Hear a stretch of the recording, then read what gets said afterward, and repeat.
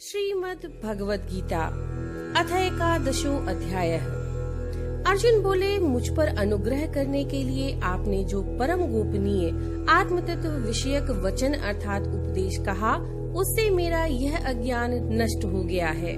क्योंकि हे कमल नेत्र, मैंने आपसे भूतों की उत्पत्ति और प्रलय विस्तार पूर्वक सुने हैं तथा आपकी अविनाशी महिमा भी सुनी है। हे परमेश्वर, आप अपने को जैसा कहते हैं यह ठीक ऐसा ही है, परंतु हे पुरुषोत्तम, आपके ज्ञान, ऐश्वर्य, शक्ति, बल, वीर्य और तेज से युक्त ऐश्वर्य रूप को मैं प्रत्यक्ष देखना चाहता हूँ। हे प्रभु, यदि मेरे द्वारा आपका वह रूप देखा जाना शक्य है, ऐसा आप मानते हैं, तो हे योगेश्वर, उस अविनाशी स्वरूप का मुझे दर्शन कराइए। श्री भगवान बोले, हे पार्थ, अब तू मेरे सैकड़ों हजारों नाना प्रकार के और नाना वर्ण तथा नाना आकृति वाले अलौकिक रूपों को देख। हे भरतवंशी अर्जुन, तू मुझ में आदित्यों को अर्थात अदिति के 12 पुत्रों को, 8 वसुओं को, 11 रुद्रों को, दोनों अश्विनी कुमारों को और 49 मरुदगणों को देख तथा और भी बहुत से पहले न देखे हुए आश्चर्यमय रूपों को भी देख। हे अर्जुन, अब मैं इस मेरे शरीर में एक जगह स्थित चराचर सहित संपूर्ण जगत को देख तथा और भी जो कुछ देखना चाहता है सो देख, परंतु मुझको तू इन अपने प्राकृत नेत्रों द्वारा देखने में निसंदेह समर्थ नहीं है। इसी से मैं तुझे दिव्य अर्थात अलौकिक चक्षु देता हूँ, इससे तू मेरी ईश्वरीय योग शक्ति को देख। संजय बोले, हे राजन, महायोगेश्वर और सब पापों का नाश करने वाले भगवान ने इस प्रकार कहकर उसके पश्चात अर्जुन को परम ऐश्वर्य युक्त दिव्य स्वरूप दिखलाया। अनेक मुख और नेत्रों से युक्त, अनेक अद्भुत दर्शन वाले, बहुत से दिव्य भूषणों से युक्त और बहुत से दिव्य शस्त्रों को हाथों में उठाए हुए, दिव्य माला और वस्त्रों को धारण किए हुए और दिव्य गंध का सारे शरीर में लेप किए हुए, सब प्रकार के आश्चर्यों से युक्त, सीमा रहित और सब ओर मुख किए हुए विराट स्वरूप परम देव परमेश्वर को अर्जुन ने देखा। आकाश में 1000 सूर्यों के एक साथ उदय होने से उत्पन्न जो प्रकाश हो, वह भी उस विश्वरूप परमात्मा के प्रकाश के सदृश कदाचित ही हो। पांडुपुत्र अर्जुन ने उस समय अनेक प्रकार से विभक्त अर्थात पृथक पृथक संपूर्ण जगत को देवों के देव श्री कृष्ण भगवान के उस शरीर में एक जगह स्थित देखा। उसके अनंतर वे आश्चर्य से चकित और पुलकित शरीर अर्जुन प्रकाश में विश्व रूप परमात्मा को श्रद्धा भक्ति सहित सिर से प्रणाम करके हाथ जोड़कर बोले। अर्जुन बोले, हे देव, मैं आपके शरीर में संपूर्ण देवों को तथा अनेक भूतों के समुदाय को, कमल के आसन पर विराजित ब्रह्मा को, महादेव को और संपूर्ण ऋषियों को तथा दिव्य सर्पों को देखता हूँ। हे संपूर्ण विश्व के स्वामिन, आपको अनेक भुजा, पेट, मुख और नेत्रों से युक्त तथा सब ओर से अनंत रूपों वाला देखता हूँ। हे विश्व रूप, मैं आपके न अनंत को देखता हूँ, न मध्य को देखता हूँ, न ही आदि को देखता हूँ। आपको मैं मुकुट युक्त, गदा युक्त और चक्र युक्त तथा सब ओर से प्रकाशमान तेज के पुंज, प्रज्वलित अग्नि और सूर्य के सदृश ज्योति युक्त, कठिनता से देखे जाने योग्य और सब ओर से अप्रमेय स्वरूप देखता हूँ। आप ही जानने योग्य परम अक्षर अर्थात परम ब्रह्म परमात्मा है। आप ही इस जगत के परम आश्रय हैं। आप ही अनादि धर्म के रक्षक हैं और आप ही अविनाशी सनातन पुरुष हैं, ऐसा मेरा मत है। आपको आदि अंत और मध्य से रहित, अनंत सामर्थ्य से युक्त, अनंत भुजा वाले, चंद्र सूर्य रूप नेत्रों वाले, प्रज्वलित अग्नि रूप मुख वाले और अपने तेज से इस जगत को संतप्त करते हुए देखता हूँ। हे महात्मन, यह स्वर्ग और पृथ्वी के बीच का संपूर्ण आकाश तथा सब दिशाएं एक आपसे ही परिपूर्ण है तथा आपके इस अलौकिक और भयंकर रूप को देखकर तीनों लोग अति व्यथा को प्राप्त हो रहे हैं। वे ही देवताओं के समूह आप में प्रवेश करते हैं और कुछ भयभीत होकर हाथ जोड़े आपके नाम और गुणों का उच्चारण करते हैं तथा महर्षि और सिद्धों के समुदाय कल्याण हो ऐसा कहकर उत्तम उत्तम स्रोतों द्वारा आपकी स्तुति करते हैं।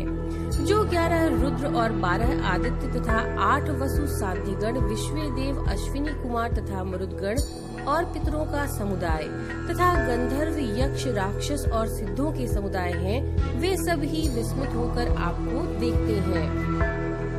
हे महाबाहो, आपके बहुत मुख और नेत्रों वाले, बहुत हाथ, जंघा और पैरों वाले, बहुत उदरों वाले और बहुत सी दाढ़ों के कारण अत्यंत विकराल महान रूप को देखकर सब लोग व्याकुल हो रहे हैं तथा मैं भी व्याकुल हो रहा हूँ, क्योंकि हे विष्णु, आकाश को स्पर्श करने वाले देदीप्यमान अनेक वर्णों से युक्त तथा फैलाए हुए मुख और प्रकाशमान विशाल नेत्रों से युक्त आपको देखकर भयभीत अंतःकरण वाला मैं धीरज और शांति नहीं पाता हूँ। दाढ़ों के कारण विकराल और प्रलय काल की अग्नि के समान प्रज्वलित आपके मुखों को देखकर मैं दिशाओं को नहीं जानता हूँ और सुख भी नहीं पाता हूँ। इसलिए हे देवेश, हे जगन निवास, आप प्रसन्न हो। वे सभी धृतराष्ट्र के पुत्र राजाओं के समुदाय सहित आप में प्रवेश कर रहे हैं और भीष्म पितामह, द्रोणाचार्य तथा वह कर्ण और हमारे पक्ष के भी प्रधान योद्धाओं के सहित सब के सब आपके दाढ़ों के कारण विकराल भयानक मुखों में बड़े वेग से दौड़ते हुए प्रवेश कर रहे हैं और कई एक चूर्ण हुए सिरों सहित आपके दांतों के बीच में लगे हुए दिख रहे हैं।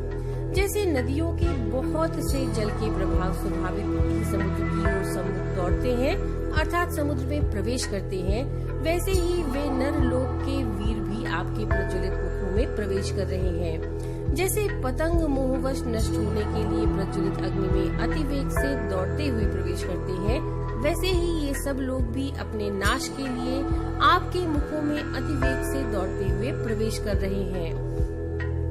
आप उन संपूर्ण लोगों को प्रज्वलित मुखों द्वारा ग्रास करते हुए सब ओर से बार बार चाट रहे हैं। हे विष्णु, आपका उग्र प्रकाश संपूर्ण जगत को तेज के द्वारा परिपूर्ण करके तपा रहा है। मुझे बतलाइए कि आप उग्र रूप वाले कौन हैं?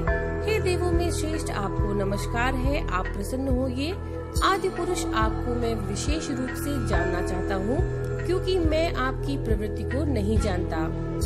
श्री भगवान बोले, मैं लोगों का नाश करने वाला बढ़ा हुआ महाकाल हूँ। इस समय इन लोगों को नष्ट करने के लिए प्रवृत्त हुआ हूँ। इसलिए जो प्रतिपक्षियों की सेना में स्थित योद्धा लोग हैं, वे सब तेरे बिना भी नहीं रहेंगे, अर्थात तेरे युद्ध न करने पर भी इन सब का नाश हो जाएगा।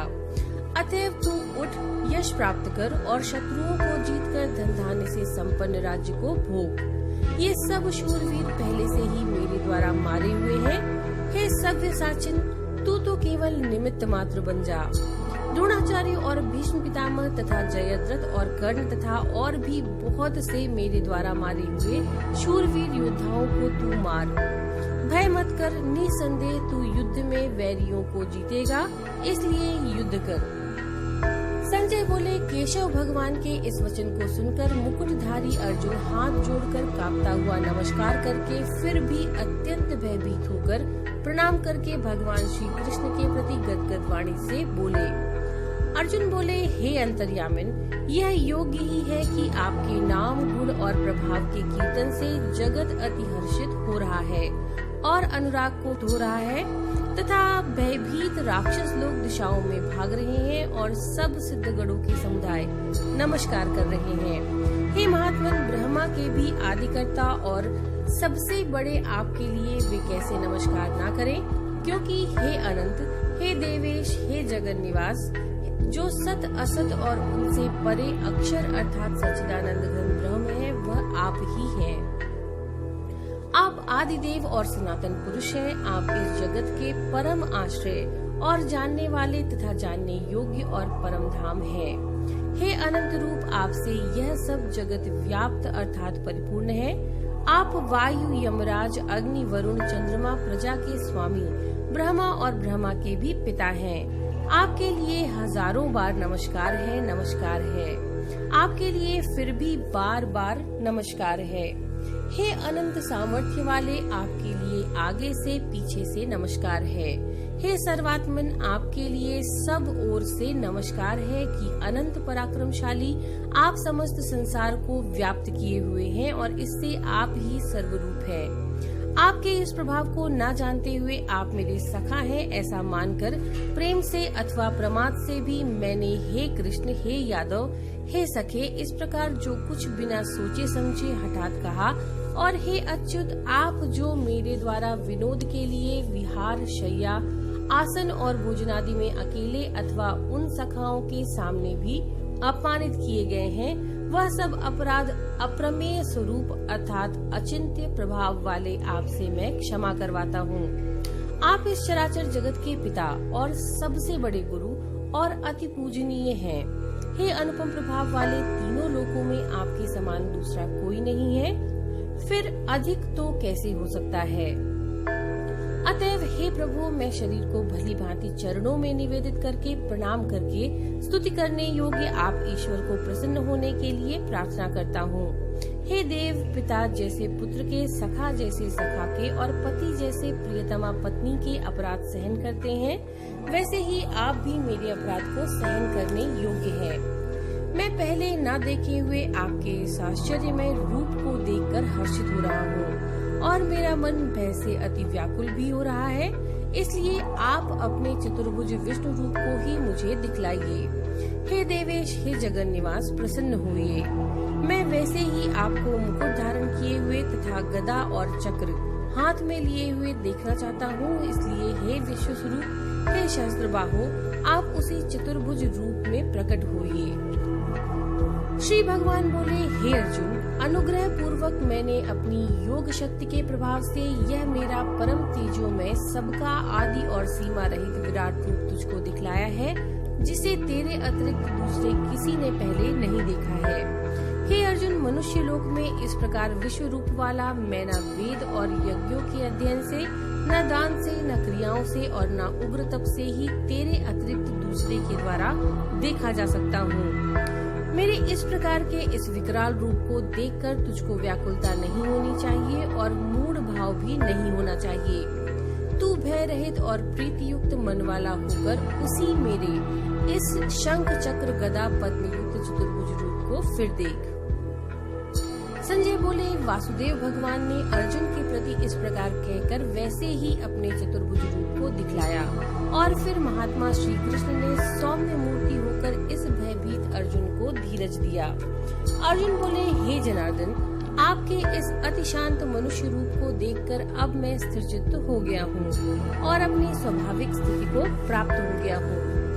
श्री भगवान बोले, मेरा जो चतुर्भुज रूप तुमने देखा यह सुदुर्दश है, अर्थात इसके दर्शन बड़े ही दुर्लभ हैं। देवता भी सदा इस रूप के दर्शन की आकांक्षा करते हैं। जिस प्रकार तुमने मुझको देखा, इस प्रकार चतुर्भुज रूप वाला मैं न वेदों से, न तप से, न दान से और न ही यज्ञ से देखा जा सकता हूँ। परंतु हे परम तप अर्जुन, अनन्य भक्ति के द्वारा इस प्रकार चतुर्भुज रूप वाला मैं प्रत्यक्ष देखने के लिए, तत्व से जानने के लिए तथा प्रवेश करने के लिए अर्थात एक ही भाव से प्राप्त होने के लिए भी शक्य हूँ। हे अर्जुन, जो पुरुष केवल मेरे लिए ही संपूर्ण कर्तव्य कर्मों को करने वाला, मेरे परायण है, मेरा भक्त है, आसक्ति रहित है और संपूर्ण भूत प्राणियों में वैर भाव से स्थित है, वह अनन्य भक्ति युक्त पुरुष मुझको ही प्राप्त होता है।